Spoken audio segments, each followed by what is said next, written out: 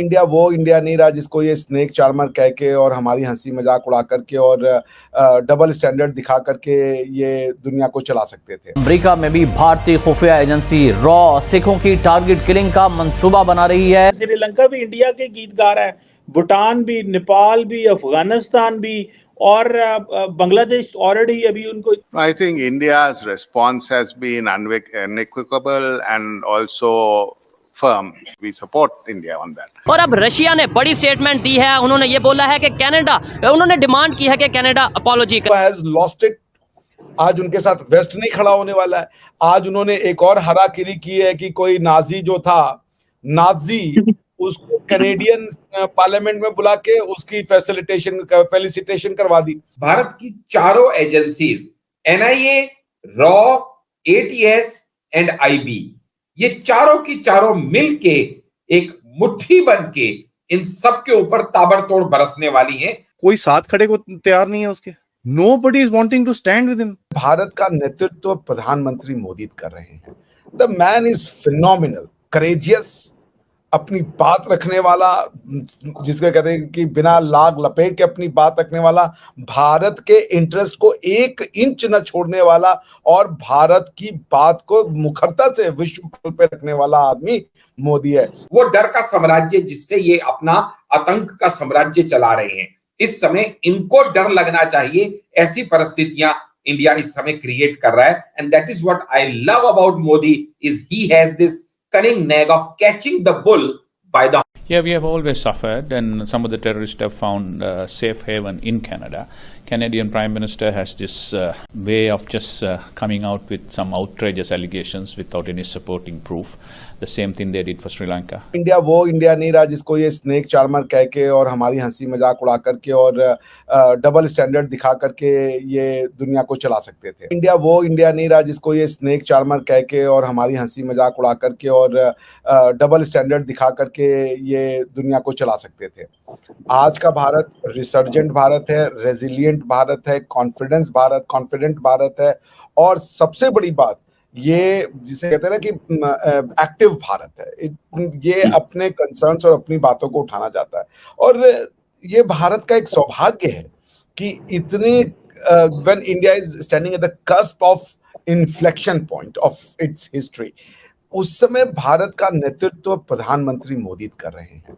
The man is phenomenal, courageous, अपनी बात रखने वाला, जिसको कहते हैं कि बिना लाग लपेट के अपनी बात रखने वाला, भारत के इंटरेस्ट को 1 इंच न छोड़ने वाला और भारत की बात को मुखरता से विश्व पटल पे रखने वाला आदमी मोदी है। क्योंकि ये तो G20 में आए थे ना, ये आज से नहीं चला है। ये जो ट्रूडो है, ये G20 में आकर के भी इसने यही कोशिश की कि G20 किसी तरीके से डिरेल हो जाए, लेकिन ये तो प्रधानमंत्री मोदी जी का नेतृत्व था कि सारी दुनिया ने एक दिन पहले ही G20 का जो है यूनाइटेड डिक्लेरेशन पास कर दिया था। That shows the statesmanship of prime minister Modi. लेकिन पॉइंट ये है दादा कि ये वेस्ट कर क्यों रहा है या कनाडा कर क्यों रहा है? क्या मिलेगा कनाडा को? कनाडा की भूमि पे जो सबसे बड़ा आतंकवादी हमला हुआ था, वो हमला कनिष्का हुआ था और यही खालिस्तानियों द्वारा किया गया था। और उस समय हालांकि इनके पिताजी जस्टिन ट्रूडो के पिताजी पियरे ट्रूडो भी इस तरीके की फीलिंग रखते थे। तो ये एक उनको कह लीजिए कि विरासत में मिला हुआ है जस्टिन ट्रूडो को, मगर Justin Trudeau has lost it. आज उनके साथ वेस्ट नहीं खड़ा होने वाला है। आज उन्होंने एक और हराकिरी की है कि कोई नाजी जो था, नाजी, उसको कैनेडियन पार्लियामेंट में बुला के उसकी फेलिसिटेशन करवा दी और उसको जो है तालियां बजवा दी। ये आदमी पागल है भाई। वेस्ट की पूरी आइडेंटिटी नाजिज्म से लड़ने के अगेंस्ट में है और तुम उसको बुला करके तालियां बजा रहे हो। अच्छा, अब इससे सोचिए, यूक्रेन और रशिया का जो वॉर है, उसमें रशिया बार बार ये कहता था कि Ukraine has been taken over by the Nazis. तो ये बात तो प्रूव हो गई क्योंकि ज़ेलेंस्की वहीं खड़ा था। रशिया तो अब ये रशिया इसको एज अ प्रोपेगेंडा इतना जबरदस्त यूज करेगा कि वेस्ट इसको स्टैंड नहीं कर पाएगा, क्योंकि वही बात तो बार बार कह रहा था पुतिन, यही कह रहा था ना कि ज़ेलेंस्की नाजी है, नेशनलिस्ट है, अल्ट्रा नेशनलिस्ट है, ऑब्नॉक्शियस नेशनलिस्ट है और हम नाजीज्म को उखाड़ के फेंक देंगे। ये बात तो कह रहा था। और ज़ेलेंस्की के लिए क्या नाम है ये पुतिन साहब, अब तो पुतिन साहब एकदम सही हो गए, correct, he has been proven right. तुम नाजीज के साथ खड़े हो, तो अब ये तो उसको डिसाइड करना है कि जिन्होंने यहूदियों को मारा वो freedom of speech and expression के नाम पे तुम फेलिसिटेट करा रहे हो अपने यहाँ। और जो कनिष्का में मतलब कि Canada has become a safe haven for all the murderers and the genociders. तुम कनिष्क के जो वो था, कनिष्क का जो वो बम उड़ाने वाला था, उसका भी फोटो तुमने लगा रखा है दुनिया भर के जगहों पे एज अ मार्टर, और तुम सेलिब्रेट कर रहे हो ये नाजीज को।